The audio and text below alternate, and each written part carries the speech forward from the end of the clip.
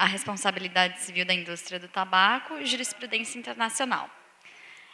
Convido os participantes. A mediação vai ser feita pelo Dr. Pablo Malheiros. Ele é advogado e diretor do Instituto Brasileiro de Direito de Família, doutor em Direito pela Universidade Federal do Paraná e professor na Universidade Federal de Goiás, na Universidade Regional de Blumenau, no IDP e no IBG do Mato Grosso. Em seguida, eu convido os palestrantes, Dr. Adalberto Pascalotto, procurador de Justiça aposentado do Ministério Público do Rio Grande do Sul, doutor em Direito pela URGS e professor titular de Direito do Consumidor e de Direito das Obrigações da PUC do Rio Grande do Sul. Ele também é conselheiro consultivo da ACT. Ele vai palestrar sobre o caso de Quebec. E também a Fernanda Barbosa, a doutora Fernanda Barbosa, é advogada, doutora em Direito Civil pela UERJ e professora coordenadora da Faculdade de Direito da FAPA, Laureate International Universities. Ela vai palestrar sobre o Eagle Case. E serão 20 minutos para cada palestra, 30 minutos para perguntas, e, em nome da HCT, eu agradeço a participação de todos e todas. Boa noite. Boa noite, né? Calma. Bom dia, boa tarde.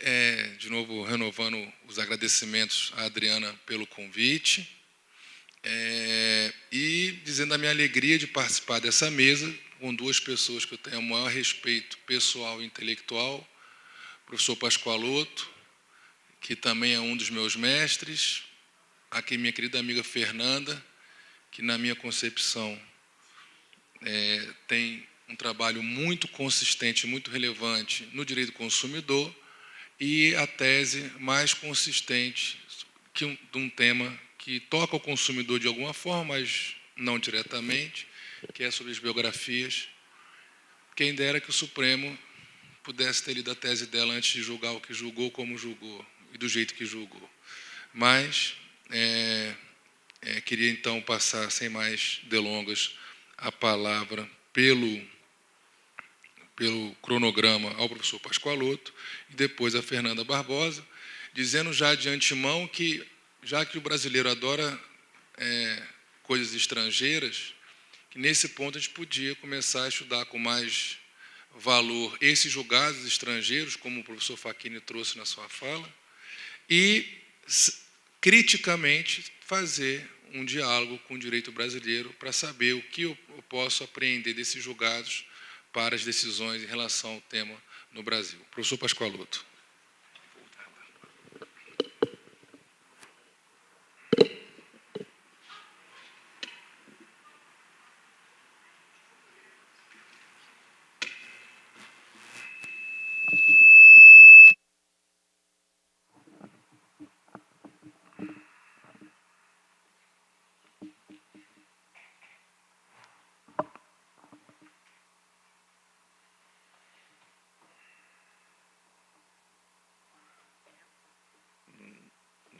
Está no Facchini aí.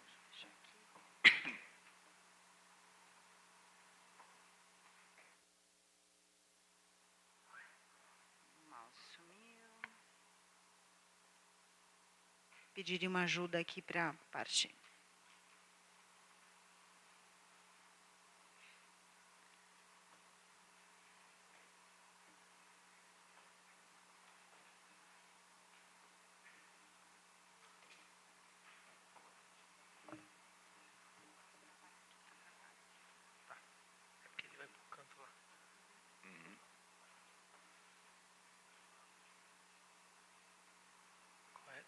Não. Não é essa.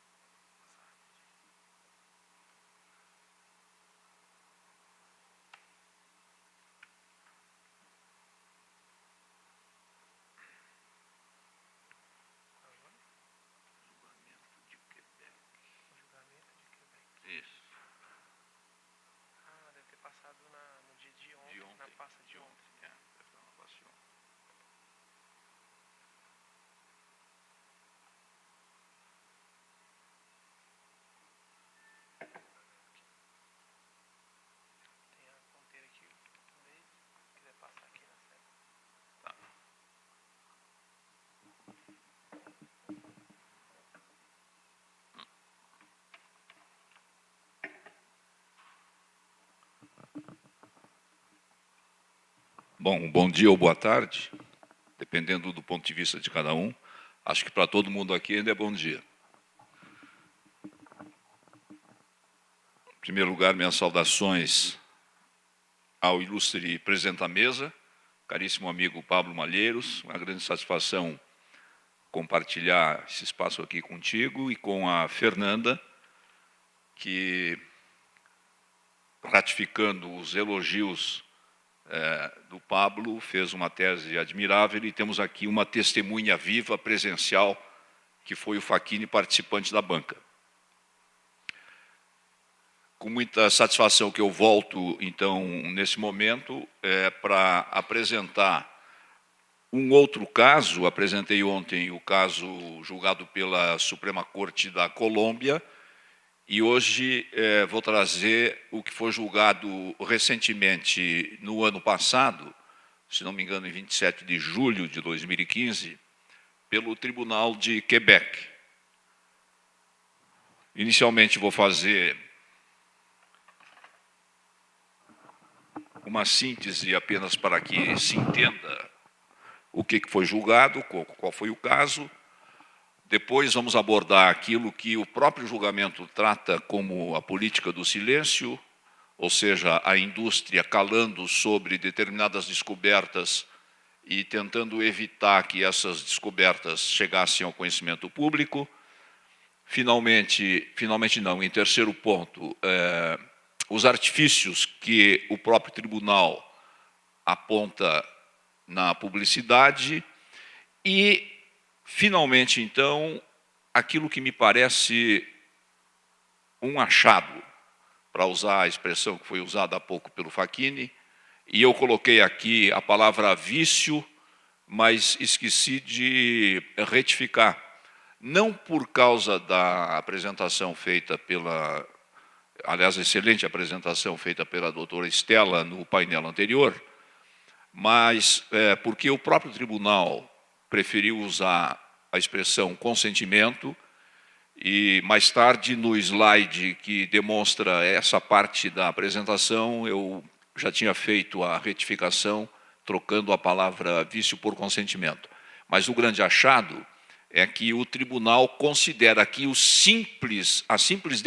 falei em consentimento, desculpe, a dependência, que a simples dependência já é um dano, ou seja, não é preciso comprovar que alguém ficou doente porque fuma.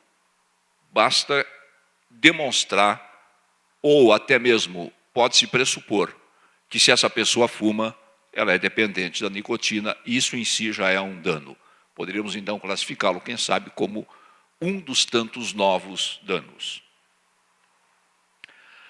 Então, para que entendamos o caso, na verdade, são dois processos, são duas ações coletivas, class action, uma chamada de caso Blé, porque esse é o primeiro sobrenome do primeiro autor da ação coletiva, da class action, e o segundo caso Letourneau também pela mesma razão.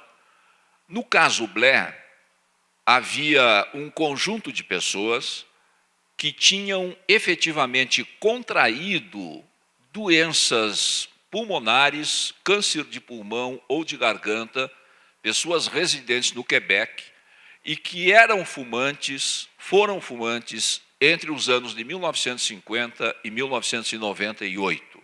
Então, essas pessoas efetivamente foram vítimas de doenças relacionadas ao tabaco. No caso Letourneau, eram pessoas residentes também no Quebec, que tinham começado a fumar antes de um período determinado no processo, 30 de setembro de 1994, e que continuavam a fumar em 21 de fevereiro de 2005. Portanto, essas pessoas, independentemente de terem contraído doença ou não, eram fumantes, e algumas, inclusive, chegaram ao óbito, mas o que não estava em questão nesse segundo caso. As empresas rés eram 3 tabagistas, JTM, ITL e RBH, usando as siglas para simplificar. o que estava em julgamento? O tribunal definiu as questões em julgamento. Primeiro, as empresas colocaram no mercado e comercializaram um produto perigoso e nocivo à saúde dos consumidores? Segundo, claro que essas questões todas deveriam ser respondidas à luz da prova. Segundo, essas empresas sabiam ou presumidamente sabiam dos riscos associados ao consumo dos seus produtos? Essa expressão sabiam ou presumidamente sabiam, não exatamente nesses termos, ela está presente no Código de Defesa do Consumidor, no artigo 10. Essa é uma questão muito interessante no direito brasileiro, à luz do argumento usado pela indústria tabagista, no sentido de dizer que o cigarro é um produto de risco inerente. No Código de Defesa do Consumidor, nós temos 3 graus de risco a respeito da periculosidade de produtos. O artigo 8º diz o seguinte: os fabricantes devem informar os consumidores a respeito do risco inerente dos seus produtos. Ali é que está a expressão risco ou periculosidade inerente. Qual é o exemplo que se usa com mais habitualidade para demonstrar o que é o risco inerente de um produto? Uma faca. Gaúcho gosta de comer churrasco e gosta de faca bem afiada. O problema da faca bem afiada é que quem usa a faca pode cortar o dedo. Mas é evidente que não precisa nenhum material, nenhum manual de instruções para dizer: use esta faca com cuidado, você pode cortar o seu dedo. Ou seja, o risco inerente é aquele risco mínimo que está associado, e isso diz o Código no artigo 8º, à fruição natural de acordo com a natureza do produto. Eu uso o produto é útil, mas ele tem um risco que é inerente à sua natureza, é um cuidado mínimo que eu mesmo devo ter. O artigo 9º trata do produto potencialmente nocivo. E aí agravam-se os deveres de informação. Em relação aos produtos potencialmente nocivos, diz o artigo 9º, o fornecedor deve informar adequadamente por meio de material impresso ou o que for adequado ao consumidor sobre os riscos do produto. Por quê? Porque o produto é potencialmente nocivo. Se a minha casa está infestada de baratas, eu vou comprar um veneno para baratas. Ele tem uma utilidade. Mas se eu tenho uma criança engatinhando dentro de casa, eu vou ter que ter muito cuidado, e o produto tem uma advertência na embalagem, no modo de usar o produto.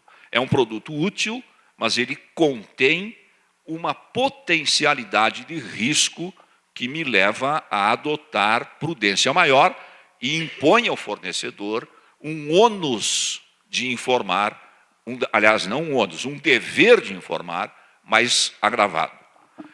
O artigo 10 diz o seguinte: o produtor ou o fabricante não pode colocar no mercado produto que sabe ou deveria saber ser altamente nocivo ou perigoso. Esse é o 3º grau de risco. A doutrina, infelizmente, trata mal desse tema. Eu me lembro de João Marcelo de Araújo Júnior. Não vou falar com a Fernanda, porque ainda é muito jovem, embora certamente ela também tenha lido o João Marcelo, mas o Facchini e o Pablo, que são, digamos assim, mais veteranos, né, muito provavelmente conheceram o João Marcelo, que infelizmente já nos deixou. Ele era um penalista, e eu o conheci nessa qualidade como penalista. Eu sou um pouquinho mais veterano do que o Pablo. Não vou conversar com o Facchini sobre isso, porque também é uma conversa que não vem ao caso. Mas, em relação ao João Marcelo, eu conheci o João Marcelo como penalista. E ele escreveu, nesse primeiro livro, editado pela Forense, de comentários ao Código de Defesa do Consumidor, e ele destaca exatamente como se pode chegar à conclusão da periculosidade exacerbada de um determinado produto. Ele traz à colação a teoria dos padrões, que é simplesmente o seguinte: qual é a estatística que se tem universalmente sobre o risco deste produto? Que tipo de dano, usualmente, este produto apresenta? Qual é o volume desses danos? Qual é a frequência desses danos? Ou seja, é um conjunto de indicadores estatísticos a respeito do produto que levam a uma categorização do seu risco muito maior do que aquela que é uma categorização mínima ou média relativa à aplicação dos artigos 8º e 9º. Não se trata, portanto, de um produto com risco simplesmente inerente. Se trata de um produto altamente nocivo ou perigoso. O que diz o artigo 10? Se este é o caso, ele não pode ser colocado no mercado. Aí vem a pergunta. Pergunta que foi respondida pelo Marinoni, que não é um autor dedicado ao direito do consumidor, todos sabemos que é um processualista, mas o Marinoni, num artigo de, no mínimo, 10 anos atrás, abordando a questão do tabaco, disse: o artigo 10 proíbe o tabaco. E, portanto, o tabaco não pode circular. É a mesma fórmula que nós encontramos aqui. Mas é claro que nós sabemos hoje por que o tabaco continua circulando, embora tenha esse absurdo grau de nocividade. Portanto, o enquadramento correto do tabaco não é produto de risco inerente do artigo 8º, é produto altamente nocivo. Ele só continua a circular em razão, primeiro, de que efetivamente está implícita na Constituição a autorização para a sua licitude, na medida em que a sua publicidade pode ser restringida, e ele está nomeado especificamente no artigo 220, parágrafo 4º, mas mais do que isso, se trata de uma política pública. Esse assunto já foi abordado ontem, foi repetido hoje, no sentido de que convém manter a circulação, ainda que à custa, e a Amanda foi muito feliz na exposição que fez hoje, a exposição dela é plenamente complementar à decisão do caso Colômbia, é plenamente correta a política no sentido de desestimular o uso do tabaco. Então, continua circulando por isso, por uma questão de política pública, por uma questão de conveniência, entendida assim pelo Estado. Mas a questão que nós encontramos aqui é exatamente a reprodução desse artigo 10. E esse artigo 10, agora com essa correspondência no direito internacional, vamos então repetir a observação feita pelo Pablo há pouco, na abertura do painel, nós deveríamos então finalmente copiar o certo, não é? Daquilo que vem do exemplo da jurisprudência estrangeira. E vamos classificar o tabaco não como produto de risco inerente do artigo 8º, mas sim como produto altamente nocivo e perigoso no artigo 10. Bom, terceira pergunta é: as empresas conscientemente puseram no mercado um produto que cria dependência e decidiram não empregar um nível de nicotina suficientemente baixo que poderia permitir que uma grande parte da população de fumantes se livrasse da dependência? Ou seja, essas empresas ignoraram que baixar o nível da nicotina poderia reduzir a dependência do tabaco? Mais 4 questões. Puseram em prática uma política de não divulgação, de banalização ou de negação desses riscos? Divulgaram informações falsas sobre as características dos produtos que vendiam? De comum acordo, essas empresas impediram que os consumidores dos seus produtos fossem informados desses riscos? E, finalmente, essas empresas atentaram intencionalmente contra a vida, a segurança pessoal e a inviolabilidade dos fumantes? Vejam que essa última questão aqui contém a palavra intencionalmente, de maneira que é uma acusação frontal. Não há como responder, nesse curto espaço da exposição, a cada uma dessas perguntas do ponto de vista da prova. Eu vou ter que fazer uma apertadíssima síntese. Qual foi a decisão? No caso Blé, houve renúncia de todos os autores da class action a indenizações individuais, porque seria uma execução impossível. Houve uma condenação das empresas por causar danos aos fumantes e por falta de informação a respeito dos riscos do produto. E em relação aos danos materiais, houve uma condenação simbólica diante daquela renúncia a 30 mil dólares canadenses cada empresa, o que corresponderia a $1 por pessoa morta no Canadá nesse período considerado de 1950 a 1998. E, finalmente, uma indenização aí por danos morais de 15,5 bilhões de dólares canadenses. No caso Letourneau, houve dispensa de pagamento de danos morais, porque também haveria impossibilidade de estabelecer quanto de dano moral caberia a cada um dos fumantes. E houve condenação a danos punitivos, ou seja, 5. Times go fast. Bom, condenação a danos punitivos com base na Carta de Quebec de Direitos Humanos e Liberdades e na Lei de Proteção aos Consumidores no valor de 1,31 bilhão de dólares canadenses. Esse julgamento é um julgamento de primeiro grau.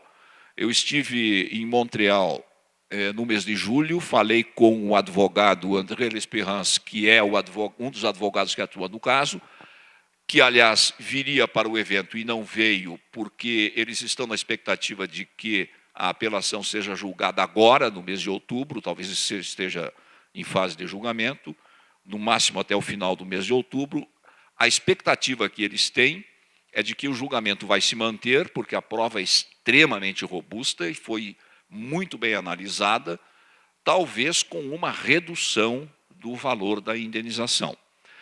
A dificuldade de examinar esse acórdão é que ele é extensíssimo, alguma coisa que eu já não me lembro bem, mas aí passa muito, parece que chega próximo de 500 páginas.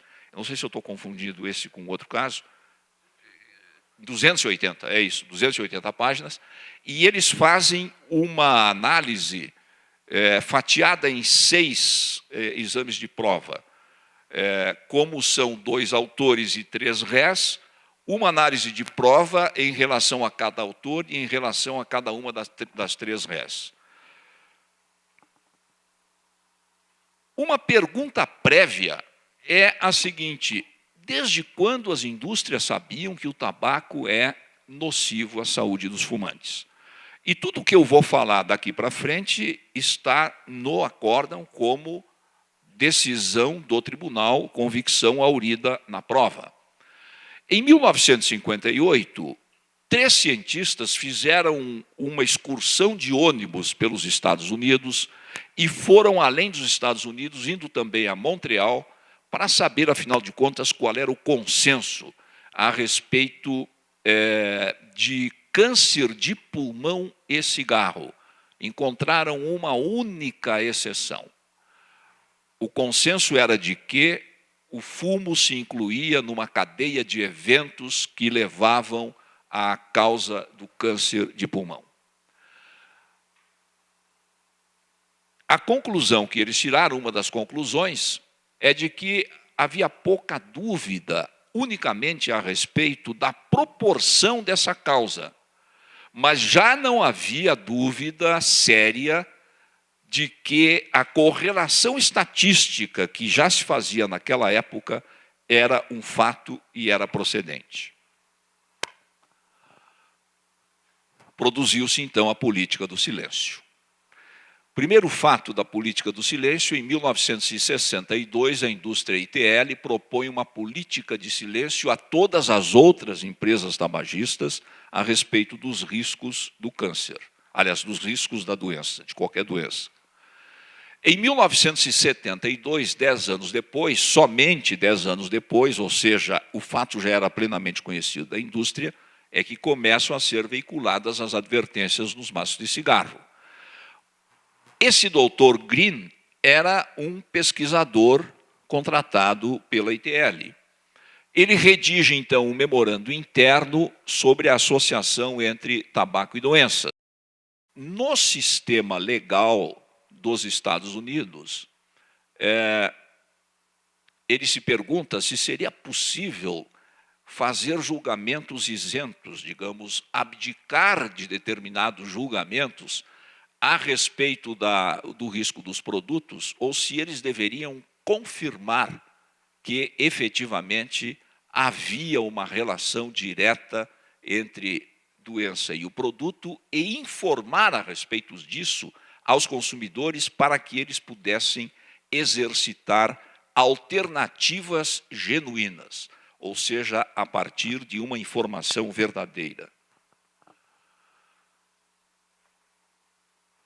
O Dr. Green estava, segundo diz literalmente o acórdão, com os dias contados, porque ele passou a se revelar uma pessoa incômoda dentro da indústria. E chegou um dia em que ele efetivamente foi demitido. É claro que esses acordos de demissão contêm cláusulas de confiabilidade, né? Confidencialidade, desculpe, cláusulas de confidencialidade. Mas, independentemente do que dizia o contrato dele, ele foi a Londres. E em Londres deu uma entrevista em que ele disse que a posição da indústria era um nonsense e que ele estava absolutamente seguro de que o câncer de pulmão poderia baixar desde que se reduzisse a dependência do cigarro. Ou seja, ele estava plenamente convencido dessa relação causal. Por esta época, isso foi em abril de 1998, um outro cientista, Robert Gibb, passou um memorando interno dizendo que a credibilidade dos cientistas que ainda desafiavam as evidências das estatísticas epidemiológicas não era alta e que, em geral, eles estavam sendo simplesmente ignorados. A respeito dos artifícios da publicidade, o que diz o tribunal? Isso aqui não são palavras inventadas por qualquer autor. É o tribunal que conclui à luz das evidências colhidas no processo.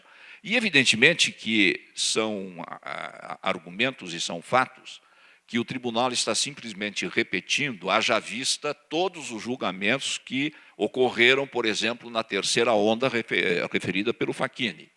Mas são novas provas examinadas neste processo, provas originais, documentos originais colhidos na indústria. A publicidade é invasiva, persuasiva, fundamentalmente falsa e enganosa, inerentemente lesiva ao consumidor. Por quê? Porque promove um produto sem utilidade, que causa dependência, é um instrumento de morte, e conclui que isto é um ato ilícito, especialmente no momento em que visa crianças que não têm capacidade de discernimento.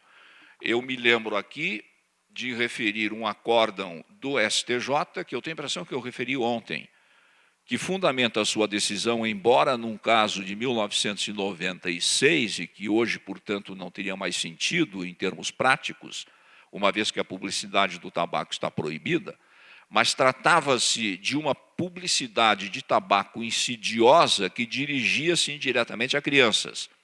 E o STJ reconheceu nesse julgamento que aquele tipo de publicidade ofendia o princípio da identificação. Ora, é exatamente o que está dizendo o Tribunal do Quebec. Se a publicidade dirige-se à criança, ela não tem capacidade de discernimento, isto é um ato ilícito. É um ilícito civil à luz do artigo 36 caput do Código de Defesa do Consumidor. A maioria dos fumantes, participantes da ação, vejam que isso também é um dado real do próprio processo, começou a fumar e tornou-se dependente ainda quando criança. E mais ainda a respeito de publicidade, essas expressões que são comumente usadas, sabor light, smooth ou mild. Não há uma medida industrial, diz o tribunal, para que se avalie em que proporção um cigarro pode ser mais leve do que o outro, com relação à redução de alcatrão ou de nicotina. E um cigarro light, isso que é interessante, pode ser mais nefasto por conter maiores teores de alcatrão, nicotina ou monóxido de carbono do que outro do mesmo fabricante. Ele é apenas light em relação ao padrão original da mesma marca. E, finalmente, então, a questão da dependência como um dano. Um relatório interno da ITL de outubro de 1976, vejam que nós estamos falando, então, exatamente de 40 anos atrás, né? A empresa poderia ficar muito vulnerável se fosse explorado externamente o fato de que a nicotina causa dependência e que isso traria, aliás, em vista de que há dificuldade de que alguém deixe de fumar, ou seja, por que não pode deixar de fumar? Por causa da nicotina. Qual é a recomendação desse relatório interno? Que se desenvolvesse um produto que não escravizasse os consumidores. A indústria não levou em conta esse argumento, essa recomendação. E de que modo o tribunal classificou a dependência? Dependência é a compulsiva necessidade de fumar, ainda que o indivíduo prefira não fazê-lo. A dependência da nicotina, essa é a conclusão jurídica do tribunal, é causa de responsabilidade civil dos fabricantes de cigarros. Finalmente, o tribunal rejeitou a estratégia das empresas, no sentido de que o diagnóstico de dependência só poderia ser verificado caso a caso, que é o argumento que se usa aqui em relação às doenças. A dependência é um fenômeno comportamental, aqui já é uma conclusão do tribunal, e nessa medida ela pode ser verificada como epidemia em relação à coletividade toda. A dependência, portanto, classificada como epidemia, não precisa de prova individual, pode ser objeto de ação coletiva, que eu acho que é o que está faltando que nós façamos aqui, uma boa ação coletiva. Muito obrigado.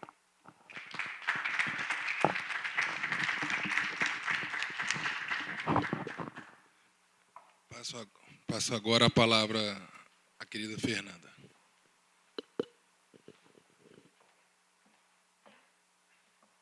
Será que eu acho ela fácil aqui? Alô.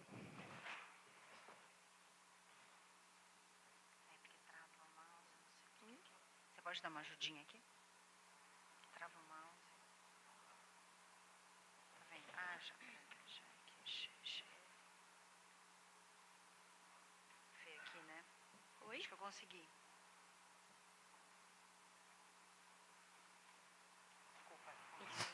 Obrigada. Bom dia, boa tarde a todos. Eu vou tentar ser breve, né, considerando o adiantado da hora. Gostaria de cumprimentar primeiro meus colegas de mesa, o grande amigo Pablo Malheiros, o professor Adalberto Pascoaloto, com quem tenho tido a honra de compartilhar de algumas mesas. Cumprimentar a todos, agradecer pelo convite da ACT mais uma vez. Esperar que né, essas falas todas sejam realmente compartilhadas na internet e que tudo aqui que foi dito possa se espalhar Brasil afora, porque esse tipo de evento é muito importante que chegue na sociedade civil, que chegue nos alunos. Gostaria de cumprimentar o meu professor também, né, membro da minha banca de doutorado, professor Facchini, inclusive pela fala. E eu vou pegar, na verdade, eu tenho um tema muito específico, tenho 20 minutos para falar do caso Engel, da Flórida, que também já foi mencionado, mas eu não posso deixar de fazer algumas referências iniciais, especialmente porque eu sou professora, e aí eu compartilho do otimismo do professor e desembargador Facchini, e tem um filósofo da educação chamado Fernando Savater, que ele diz, se a gente não for otimista, não dá para ser professor. Então, eu sou muito otimista, porque senão eu deveria estar fazendo outra coisa da vida. Então, com isso, eu gostaria de iniciar, e também sou professora de responsabilidade civil, então tem mais uma observação ainda inicial que eu queria aqui fazer, em relação a uma pergunta anterior sobre a responsabilidade do Estado, né? Me parece que um ponto importantíssimo disso tudo que tem que ser dito é quem tem o lucro da atividade, né? Quem tem o bônus deve arcar com o ônus. O bônus, de fato, não está com o Estado, que somos todos nós. Todo o ônus está conosco, todo o ônus está com o Estado e com a sociedade. O bônus está justamente com a indústria. Então, se quem tem o bônus tem que arcar com o ônus, os últimos a, digamos assim, arcar deveríamos ser nós, enquanto Estado, digamos assim, né? Já que é essa abstração. E mais ainda, aí nesse sentido já faço até uma vinculação que eu vou fazer com um autor que eu vou mencionar ao final, que é um intelectual americano chamado Noam Chomsky, minha pronúncia é péssima, mas eu já indico um documentário do Netflix do ano passado, chamado Hacking for the American Dream, que são 4 anos de entrevista com esse intelectual. E ele fala, né, dos 10 princípios que têm levado a sociedade norte-americana a viver a época mais desigual de todos os tempos, enfim, naquele país, né? E acho que no Brasil também a gente não vive uma época muito boa. E o que ele diz lá pelas tantas? Que essa ideia de paternalismo, que a gente também discutiu aqui ontem, paternalismo e capitalismo, ou ideia, né, mais libertária, essa contraposição, na verdade, se tem a dizer num discurso pró-detentores do poder, que o paternalismo tem sido um paternalismo para os pobres, para os consumidores, para aqueles que batalham, digamos assim, no dia a dia por melhores condições no Estado democrático. Mas o que se tem visto é que o paternalismo tem acontecido justamente para os donos do poder. E que o que se tem querido é a regulamentação do mercado para os pobres. Se a gente for olhar quando fala em responsabilidade civil do Estado, eu estou querendo um paternalismo, porque as empresas mesmo não respondem, os seus lucros não são divididos, os seus lucros são mantidos com a empresa. Agora, então, paternalismo, mas eu vou socializar o prejuízo, né? Eu vou usar regras de mercado, digamos assim, para os consumidores. E ele dá como exemplo a quebra econômica, ou digamos assim, a crise econômica de 2007 e 2008, em que os bancos, seguradoras, enfim, todo o sistema financeiro foi atrás de quem? Do Estado. Então, isso é paternalismo, mas paternalismo para quem? Para aqueles justamente que menos precisariam, em tese. Então, paternalismo para quem tem e capitalismo, né? Digamos assim, um mercado aberto, livre, para quem tem menos. Então, acho que a gente tem que ter muita atenção quando fala de paternalismo e capitalismo ou liberalismo. Ele diz que é justamente isso, o neoliberalismo. É o capitalismo para regular os pobres, né? E o paternalismo para regular ou para conceder àqueles que têm mais. E ainda, antes de entrar, eu queria também só mais uma referência que eu não posso evitar, que a gente também falou muito aqui de tomada de decisão pelos consumidores e por todos nós. Tem uma outra obra excepcional para a gente, que eu tenho lido, pelo menos, e compartilhado com meus alunos, que é Você Não É Tão Esperto Quanto Pensa, You Are Not So Smart As You Think, de um autor chamado Daniel McRae, se não me engano esse é o nome, e ele traz lá várias falácias de como a gente toma decisão. Uma delas é a falácia do mundo justo. E isso é do humano, né? A gente tende a querer acreditar que o mundo é um lugar justo. Isso me faz mais feliz. Tanto é que a gente não gosta de ver injustiça, a gente gostaria muito de viver num ambiente de felicidade. Então, na falácia do mundo justo, é mais ou menos assim. Eu vejo que, bom, se uma mulher está de minissaia e num comportamento, digamos assim, um comportamento mais liberal, ela pediu para ser estuprada. Porque, afinal de contas, a gente vive num mundo justo. Se alguém está preso em condições carcerárias negativas, ele merece, ele tinha liberdade de escolha, né? Diante de tantas circunstâncias, ele foi para o mundo do crime. Se essa pessoa resolveu fumar, bom, contraiu uma doença, vai morrer, faz parte, foi sua escolha. Porque a gente quer acreditar que o mundo é um lugar justo e que a injustiça acontece com o outro. Então, eu não sou a mulher que sai tarde na rua de minissaia, nunca serei estuprada. Não sou alguém que comete crimes, não vou ser presa, então não vou para essas condições negativas e não fumo. então também não vou morrer de câncer. Então, isso é a chamada falácia do mundo justo. E nessas pesquisas de comportamento, de psicólogos, de economia comportamental, enfim, que todo mundo já falou aqui desde ontem, é algo importante. Mas agora, sim, juro que antes de entrar no tema, eu ainda queria dizer, por 30 segundos, e pegando também o gancho do meu mestre, professor, desembargador Facchini e conterrâneo, que me parece que nas discussões dentro do Poder Judiciário, e na nossa causa, digamos assim, a gente precisa, além de chamar civilistas e constitucionalistas, chamar processualistas para a causa. E aí esse é o gancho, já que eu faço com o início do caso Engel, porque os processualistas têm uma forma muito própria, né, de ver o mundo do direito e que, pelo menos eu, enquanto civilista, não dou conta, e acho que muitos publicistas, né, do direito constitucional tampouco. Então, se é importante para a causa que a gente traga a sociedade civil, traga os alunos, enfim, e consiga um movimento de proteção do fumante ou da sociedade de maneira geral, não só do fumante, e contra, no sentido de uma maior atenção contra aqueles que são os donos do poder e do mercado, a gente precisa ter um discurso. Me parece que o discurso para a sociedade é um, e o discurso para o Poder Judiciário não é que seja totalmente diferente, mas ele é mais dogmático, ele é mais técnico. Então, a gente, digamos assim, tem outros elementos para brigar. E aí, eu até me lembro quando, um dia depois da queda do Eduardo Cunha, um dos jornalistas, disse o seguinte: ele não caiu porque, digamos assim, os seus julgadores botaram a mão na consciência, entenderam o processo todo e disseram, agora a gente vai fazer assim, porque esse é o processo, é o procedimento, isso é o mais justo. Essa foi uma pressão que veio de fora. Isso foi uma pressão que veio da sociedade, porque, insisto, eu acho que são dois discursos um pouco diferentes. A pressão vem social para que o judiciário mude seu comportamento, ou para que os julgadores mudem seu comportamento. Então, a gente pegando uma experiência que foi a do caso Engel, uma ação de massa, né, uma class action no estado da Flórida, nos Estados Unidos, ela eu pego, na verdade, como um bom exemplo para dizer, será que a gente também, em termos processuais, não pode pensar em algumas coisas, assim, os processualistas, né? Bom, que foi o caso, então. Engel versus, vou resumir, né? Reynolds Tobacco Co. foi uma ação de massa, né, uma class action, realmente de massa, porque eram 500 mil membros, e ela foi ajuizada no ano de 94, pelo pediatra Engel, né, por danos à saúde decorrentes do cigarro, evidentemente. A decisão e as vantagens processuais, nesse sentido que eu grifo vantagens processuais garantidas pela corte, elas resultaram na possibilidade de milhares de ações individuais.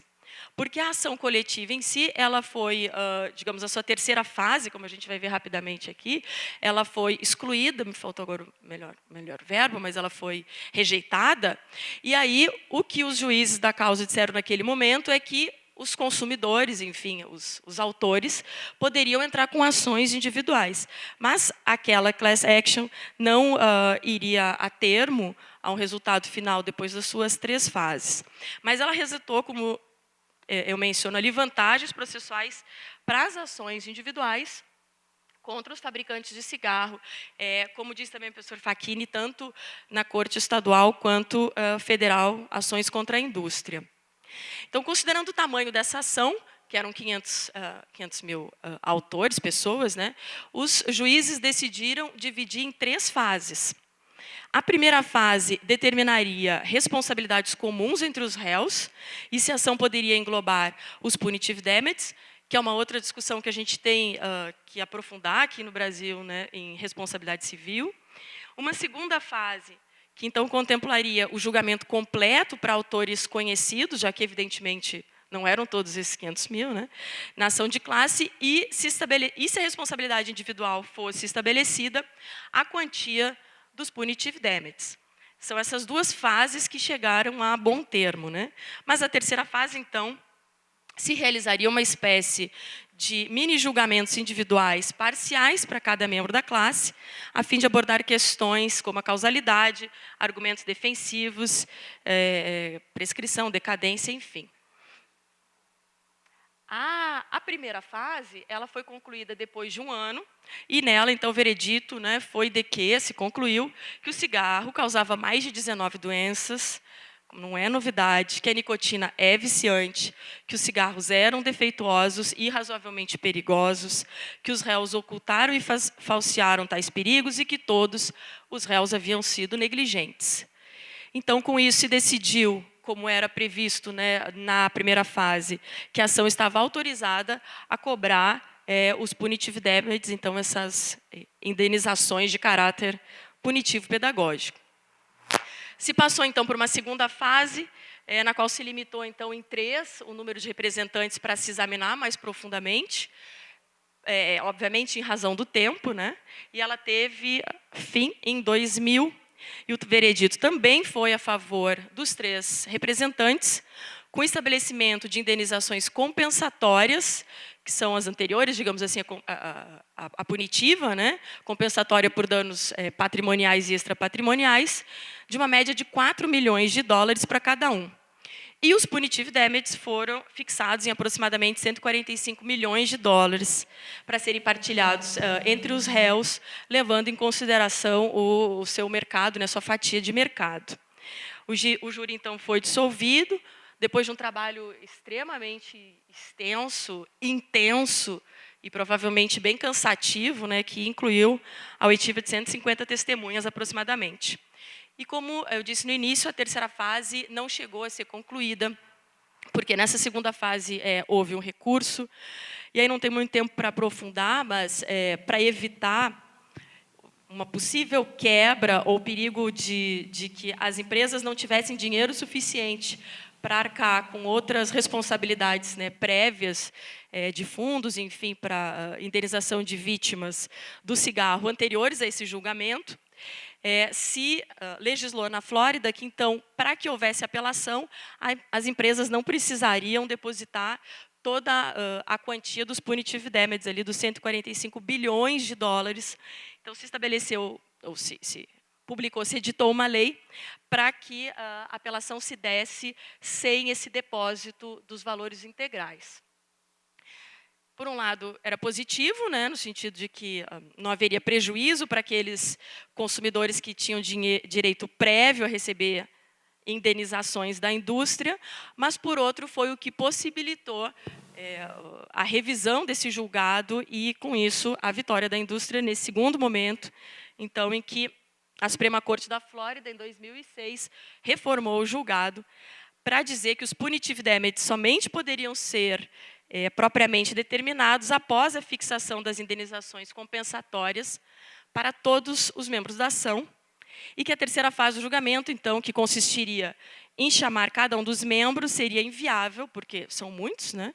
E não seria o caso de continuar, então, com a ação dessa forma como ela foi programada, indo para a terceira fase, mas a própria decisão diz que 2 dos 3 vereditos seriam acolhidos. Problema, né? Ixi.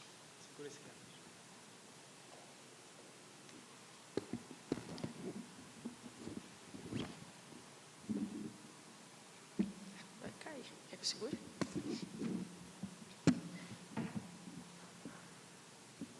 Alô? Você quer que eu segure na mão? Alô? Então, na essa terceira fase não chegou a ser concluída, mas o que é importante, eu acho aqui, não se perdeu tempo. Então, os 2 anos de trabalho não foram 2 anos em vão, como muitas vezes acontece no Brasil, já o citado caso da Candelária, que não tem a ver aqui com os fumantes, mas tem muito a ver com o nosso sistema judiciário. Então, se coloca todo um trabalho de anos água abaixo, digamos assim. Não sou processualista, não vou fazer críticas levianas, mas o que realmente me parece fundamental aqui é que foram aproveitadas informações relevantes, conhecidas, provas, as mais 50 testemunhas ouvidas nesse julgamento, e por isso que eu acho tão importante que a gente chame os processualistas para nos auxiliarem nas nossas discussões. Então, a Suprema Corte da Flórida afastou a possibilidade, né, de uma eventual prescrição, São discussões que a gente também tem em outros temas de direito do consumidor em ações de classe, né? Chega ao final e julga, bom, essa ação de classe não é possível, essa ação coletiva não é possível, os consumidores individuais não entraram com suas ações e agora, veja bem, prescreveu. Então, a gente não sabe o que faz. Mas aqui a Corte decidiu que não haveria reconhecimento de prescrição para ações individuais, permitiu que algumas, então, das constatações do processo fossem aproveitadas para os julgamentos individuais, né, das responsabilidades individuais definidas na fase 1, em razão da chamada coisa julgada, né, que é um instituto caro para os processualistas, a res judicata. Nos julgamentos individuais que ocorreriam a partir de então, o juiz deveria perguntar sempre para o júri, ou instruir um júri, melhor dito, instruir o júri das seguintes constatações. Lembrem-se antes de julgar que fumar cigarro causa câncer de pulmão, que a nicotina nos cigarros é viciante, que a Reynolds Tobacco Company colocou no mercado cigarros defeituosos e irrazoavelmente perigosos, que a companhia ocultou ou omitiu informações com relação aos efeitos do cigarro para a saúde e o seu potencial viciante, que a companhia concordou em ocultar ou omitir informações com relação aos efeitos do cigarro para a saúde e o seu potencial viciante, com a intenção, de novo, que o professor Pascoaloto já tinha mencionado, né, de que os fumantes e o público confiassem nas suas informações, mesmo em seu próprio prejuízo, ou seja, não tem nenhum ingênuo e nunca teve nesse meio, que a companhia vendeu os cigarros que eram defeituosos e foi negligente. Como resultado, e aqui é bem importante, por isso está no slide sozinho e centralizado e grifado, o ônus da prova dos autores ficou substancialmente reduzido. E também foi dito pelo professor Facchini, né, toda a discussão de ônus da prova, de presunção de ônus da prova, de inversão de ônus da prova, a gente tem que se apropriar melhor disso processualmente, para inverter essa batalha e colocar na mão da indústria a responsabilidade processual pela sua vitória, e não colocar nas mãos do consumidor, digamos assim, o ônus ou a responsabilidade, né, por provar algo que já está mais do que demonstrado. Então, é uma questão de ônus de prova. É importante dizer ainda que os resultados tiveram, que os autores, tiveram direito de se candidatar, também aqueles, na verdade, que fizessem acordos, né, a partilhar a distribuição de valores que já estavam colocados em um fundo. E aí eu queria falar um pouco disso, até adiantando, porque eu sei que eu devo ter uns 2 minutos só, que é uma sugestão para discussão no Brasil. Eu acho importante os fundos ou eventual criação de seguros nesse tema, e que, então vou passar essa lâmina, mas só dizendo que alguns autores que, enfim, abrissem mão de entrar com ações, eles já teriam dinheiro de fundo, uma quantia bem pequena, cerca de $9.000 para cada uma dessas vítimas. Os 4 benefícios derivados do caso, a gente poderia dizer 4 elementos no processo subsequente. Então, seria evidente negligência da indústria, uma ideia de responsabilidade objetiva, a dissimulação fraudulenta e a conspiração para cometer fraude. Quanto aos danos, ainda derivados desse caso, porque do caso Engel é que muitas outras ações, como eu disse, individuais derivaram, que nessas futuras ações individuais, o júri deveria definir primeiramente os danos compensatórios, depois que qualquer dano compensatório estaria sujeito a uma eventual redução no percentual, né, de dano a ser indenizado, enfim, daquela discussão de fato concorrente da vítima. E se o juiz permitir que o júri decida sobre punitive damages, há uma fase, então, adicional de julgamento, na qual se examinará a capacidade de pagamento do réu, as evidências adicionais de infração e qualquer mitigação de responsabilidade. Então, isso quanto ao Engel Case. Números aqui finais, algumas indenizações, então, né? 46 milhões, eu vou ali direto pela hora, 45 milhões, 40 milhões, indenizações bem altas. Espero que um dia a gente possa chegar nesses patamares no Brasil. E aí, então, porque esse caso é importante na luta, na mesma luta no Brasil, a gente também já discutiu aqui nos outros dias, mas lembrar que essa não é uma luta regional. E eu venho justamente de uma região em que essa luta é difícil de ser travada, né? O sul do Brasil, por ser estado produtor, e a gente tem, enfim, no parlamento representantes que não exatamente representam a nossa causa. Essa não é uma luta, então, regional, ela é uma luta de saúde, portanto, é uma luta de todos os seres humanos, é uma luta de saúde pública, porque é um direito fundamental, é um direito humano, isso não é novidade para ninguém. Segundo, porque aquele com quem a gente luta, o que está do outro lado do campo de batalha, né, do outro lado do rio, ele é uma indústria poderosa, uma indústria ao redor do mundo, e é, na verdade, a mesma indústria. E terceiro, porque os argumentos utilizados são os mesmos, e a gente também já falou nisso, né? Então, construir argumentos sólidos faz parte da luta de todos nós. Eu já disse a minha primeira sugestão, acho que, em termos estratégicos, a gente precisa discutir mais processo civil, trazer os processualistas para essas reflexões. Isso não é um tema de direito do consumidor, isso não é um tema só de direito civil, isso não é um tema de direito constitucional, isso não é um tema de direito processual, isso é um tema de direito internacional, inclusive, isso é um tema de todos nós, então a gente precisa unir esforços. Em termos de efeito prático para as vítimas, em responsabilidade civil, hoje a gente diz que vive o chamado direito de danos. Menos do que olhar para quem causa o dano, a gente olha para aquele que sofre o prejuízo. A gente precisa, de algum modo, minimizar, então, os seus sofrimentos, digamos assim, ou os seus danos mesmo, essa é a palavra, né? Sofrimento, a gente discute muito a responsabilidade civil, esse termo. Então, ao lado de uma eventual responsabilidade civil, a gente pensar num sistema de solidariedade. Que seja uma solidariedade pensada nos termos da Constituição Federal, que traz lá no artigo 3º, inciso 1º, o princípio solidarista como um princípio do nosso Estado democrático, e aí criarmos talvez um sistema de seguridade a ser bancado por aqueles que lucram com a atividade, como a gente tem um caso interessante deixa eu passar adiante pela hora, do André Correia. Há muito tempo ele defendeu uma tese que ele busca, né, criação de um sistema de seguro a ser bancado pela indústria, digamos assim, que lucra com a violência urbana. Então, um seguro a ser bancado pela indústria do armamento, pelas empresas de segurança privada, e esse valor vai todo para um fundo, então, para que se reverta em benefício das vítimas. Porque senão a gente vai voltar para a discussão, mas não é o Estado que tem que indenizar? E aí quem lucra com a atividade está sempre, né, na primeira poltrona, rindo à toa. Então, acho que essas são discussões que a gente precisa ter, e aí o meu último parágrafo ali, todo grifado, um pouco poluído, mas eu vou ler porque eu acho importante.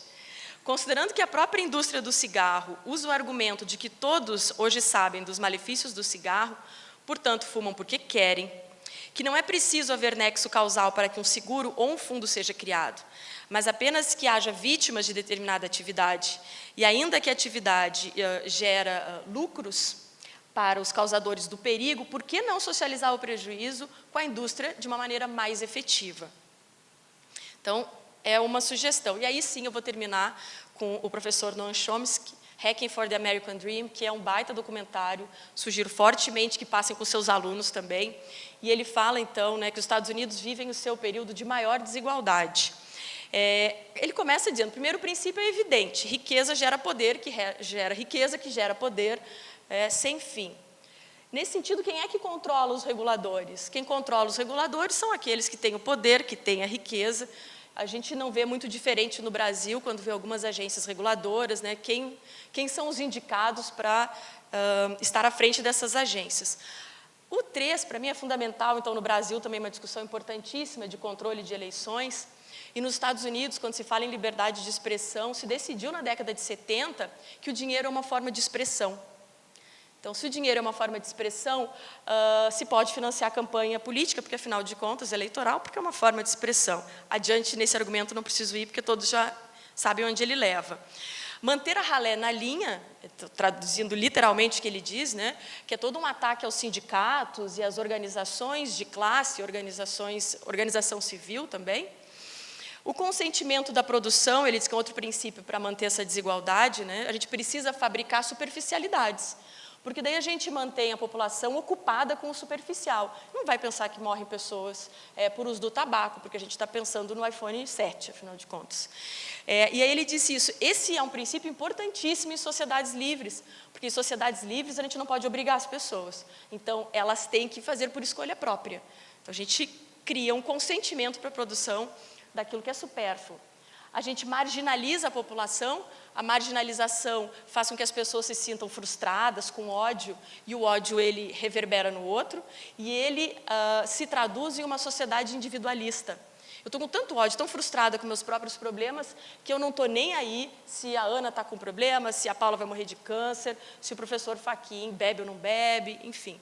Então, a gente cria uma sociedade extremamente individualista, e causas como essa têm que pressupor solidariedade, porque se a gente for pensar em termos individuais, eu não fumo, então essa não deveria ser uma batalha minha, né? A ideia de que se moldam ideologias, os anos 60 foram pródigos em batalhas importantes, e a contraofensiva veio nos anos 70, com as grandes corporações dizendo a gente tem que segurar essa massa, porque senão onde vai parar, né? Essas mulheres pedindo direitos, negros pedindo direitos, todo mundo. Redesenhar a economia, ele diz assim, nos anos 50, o crédito e as empresas financeiras, seguradoras, etc., eram responsáveis por 11% do lucro no mercado norte-americano. Atualmente, são responsáveis por 40% do lucro. Então, a gente remodela a economia. Agora, é esse capital especulativo que é o que gera riqueza. Deslocar o fardo das empresas para a sociedade, e aí, sim, terminando mesmo, a última tela, que eu até já vejo que é muito obrigada. Um princípio importante para manter a desigualdade é atacar a solidariedade, que é justamente o que a gente precisa nas nossas causas. Então, diz ele, a solidariedade é perigosa para os donos do poder, para as corporações. As pessoas devem se preocupar consigo mesmas e não com os outros. É o que se vê nos ataques à Seguridade Social nos Estados Unidos, e aí digo eu, e também no Brasil. Esse é um sistema baseado fundamentalmente num princípio de solidariedade, se importar com os outros. Ela não é importante para os ricos, então a ideia é destruí-la, pois os ricos não precisam de solidariedade. E uma das formas é atacando a ideia dos fundos. É a técnica da privatização.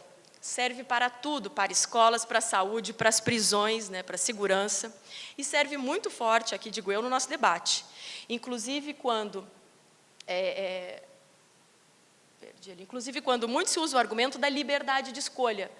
Olha-se descontextualizadamente para o indivíduo, e não de uma forma, acho que eu escrevi ali, contextualizada.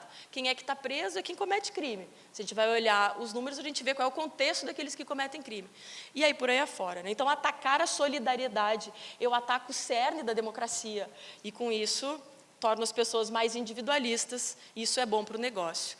Desculpa se corri, falei rápido, tentando observar os 20 minutos. Agradeço a atenção de todos.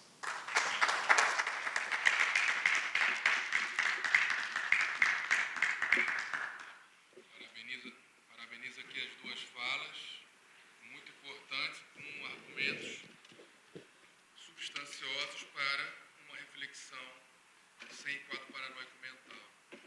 E nessa perspectiva,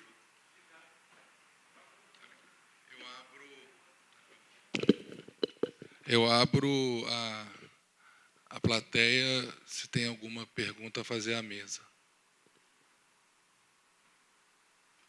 Adriana, diante, então, das não perguntas, a gente encerra essa mesa agradecendo a todos e dizendo que hoje à noite ainda tem mais mesas do Congresso, e passa, então, a palavra à Adriana.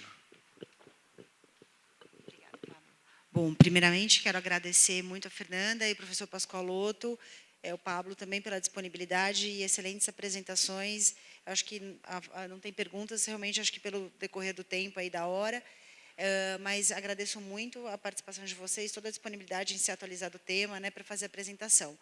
Então, com isso, a gente encerra os trabalhos dessa manhã do Congresso e retomamos às 18 horas com o documentário 2 Pesos, 2 Medidas, é um cine-debate, e às 19 horas recomeçaremos a última parte do Congresso Jurídico. Muito obrigada, boa tarde.